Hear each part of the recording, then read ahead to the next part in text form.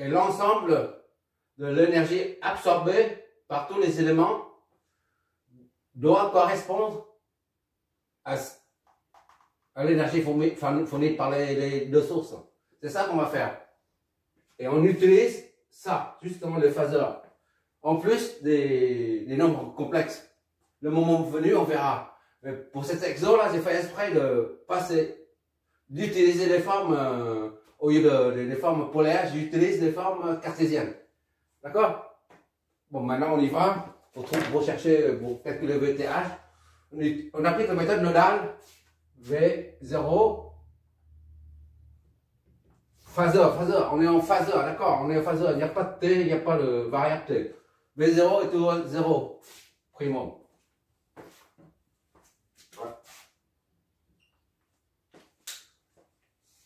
Et V2. V2, c'est la tension. V2, 0. Pardon, je détaille. V2, 0 est égal à VA. C'est la tension au bord. V2, 0. C'est la tension aux bornes de 0. C'est la tension aux bornes de la source. C'est-à-dire est égal à VA. D'accord?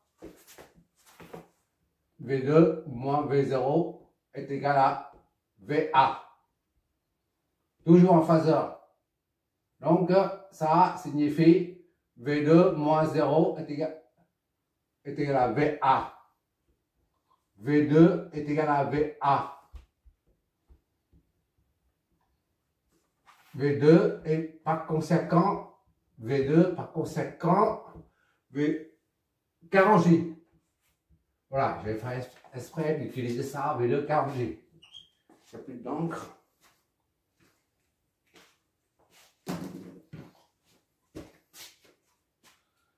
Maintenant, c'est V6 par exemple. V6, c'est, il n'y a pas de courant là.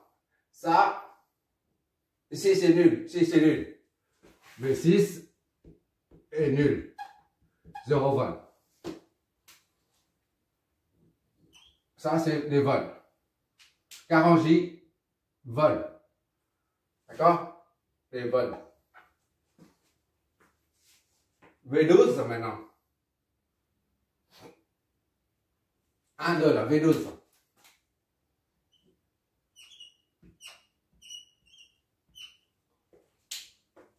V12 est égal à V1 moins V2. D'accord?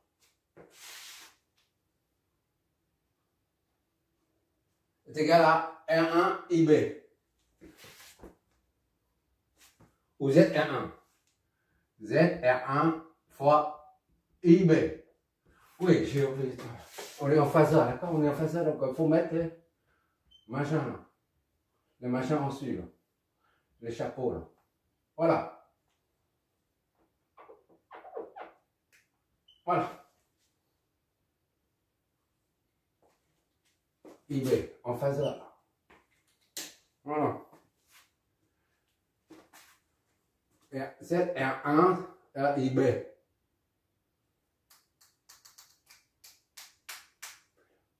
Bon. Donc, V1, V2, V1 moins V2, moins 40J, J là. D'accord? C'est égal à ZR1. ZR1, c'est 5. D'accord? Fois IB. IB, c'est quoi? IB ne faut pas passer par là, il passe par là. D'accord? IB, c'est là. 3, 0. 3 et 0. D'accord? V1 est égal à 15, 0. D'accord? Plus 40J. Ok, d'accord? V1 est égal à 15, 0, c'est-à-dire 15, la partie réelle seulement. Plus 40J. On laisse comme ça sous forme de... On a dit sous forme cartésienne. Pour une fois, tu vas voir comment on manipule l'équivalent entre la forme cartésienne et la forme polaire. D'accord? Cette fois-ci, on utilise beaucoup la forme cartésienne. Et maintenant, 15 plus 40J. Qu'est-ce qu'il nous reste? V1,6. Maintenant, ce qu'on cherche, un V1,6, nous. D'accord? On a V6. 6, 0. Alors, V1,6, c'est égal V1 moins V6. C'est toujours en phaseur. V1, c'est 15 plus 40J moins V6, c'est 0. Soit V1,6 est égal à 15 plus 40J. Voilà. D'accord? Voilà. Or, VTH en phaseur est égal à V16 en phaseur. Soit VTH est égal à 15 plus 40J. Volt. Voilà. VTH, c'est ça. Donc, on a tous les deux paramètres là. ZTH, ici. Et ça, c'est VTH. Ok, d'accord? Voilà. J'ai un formateur et un professeur qui est du conservatoire. Il dit, ok, d'accord. Et la dernière fois, j'ai eu un autre formateur qui dit la même chose. Ok, d'accord. Tel maître, tel disciple. Bon. Maintenant, là, ici, là, puisqu'il s'agit d'une impédance, c'est pas une résistance. Une résistance, on met comme ça. D'accord? Et une réactance capacitive, on met comme ça. XC à côté. Et une mobile, on met XN. Lorsqu'il y a une combinaison des trois là, soit ça, ou ça, ou bien un mélange de tout, on met pas ni ça, ni ça, ni ça. On met comme dans le simulateur. Comme pour les simulateurs utilisent ce symbole. Pour dire que c'est une impédance. Un mélange de tout dedans. On peut mettre ce équivalent maintenant, c'est ZTH. ZTH est égal à 5 plus 15J. Ok, d'accord? Ok, là c'est la source terminale. Ça c'est 1 et ça c'est 6. D'accord? Et là c'est plus et moins. VTH c'est TH. Ça c'est VTH est égal à 15 plus 40G. D'accord? Ça, c'est en volts. Ça, c'est des volts. Et ça, c'est des ohms. Voilà. Maintenant, on va raccorder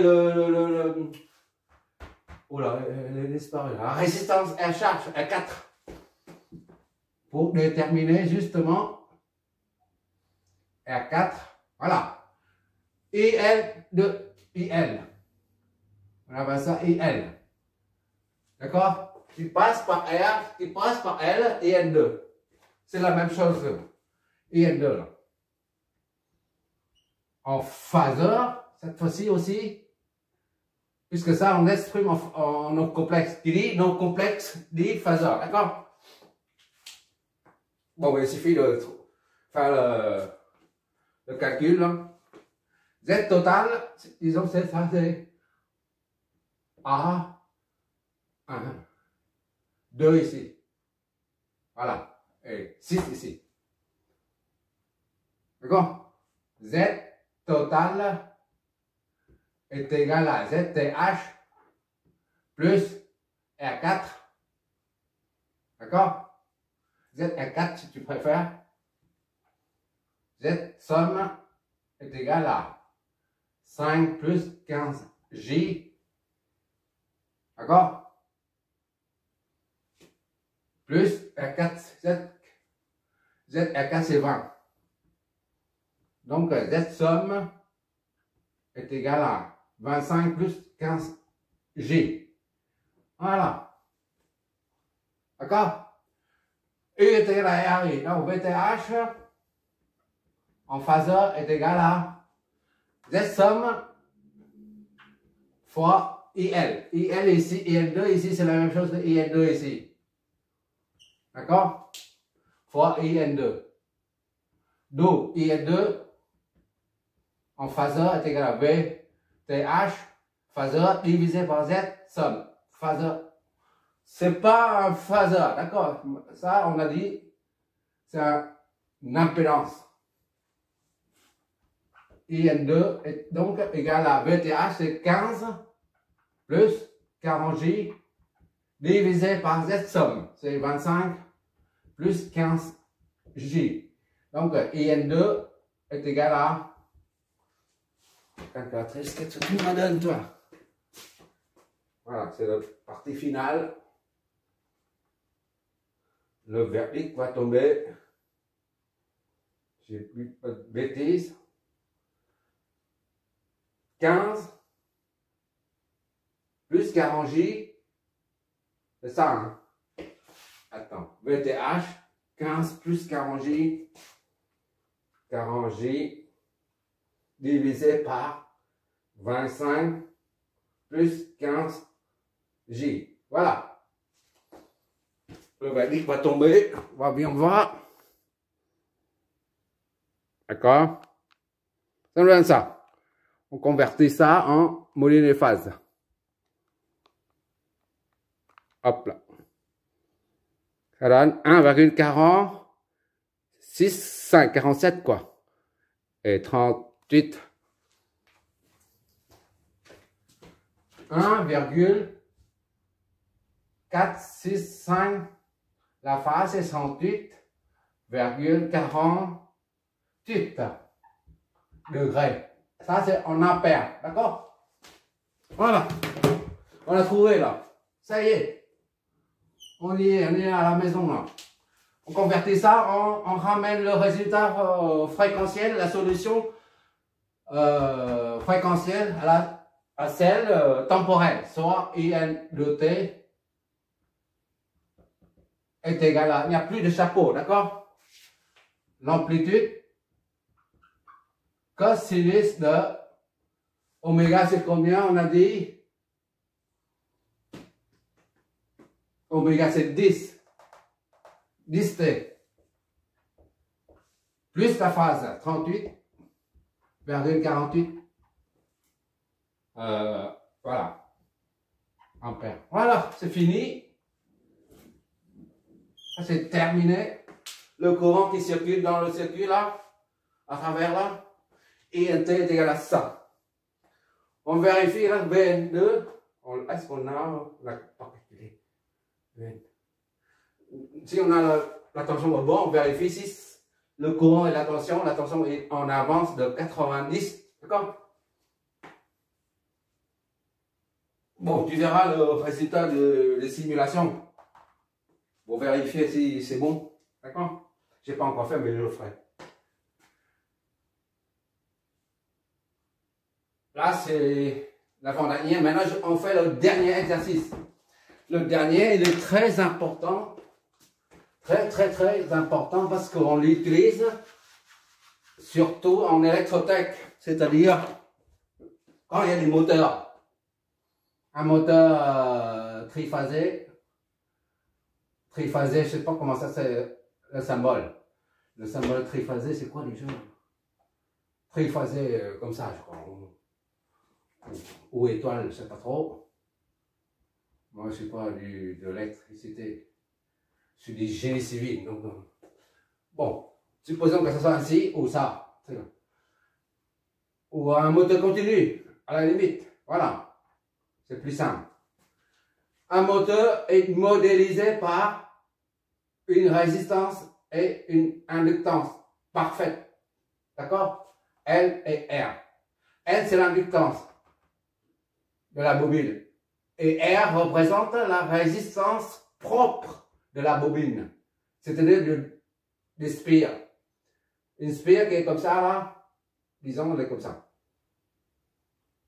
Tu peux imaginer à l'intérieur, il y a des résistances. Voilà. À l'intérieur. Voilà. Et les résistants à l'intérieur.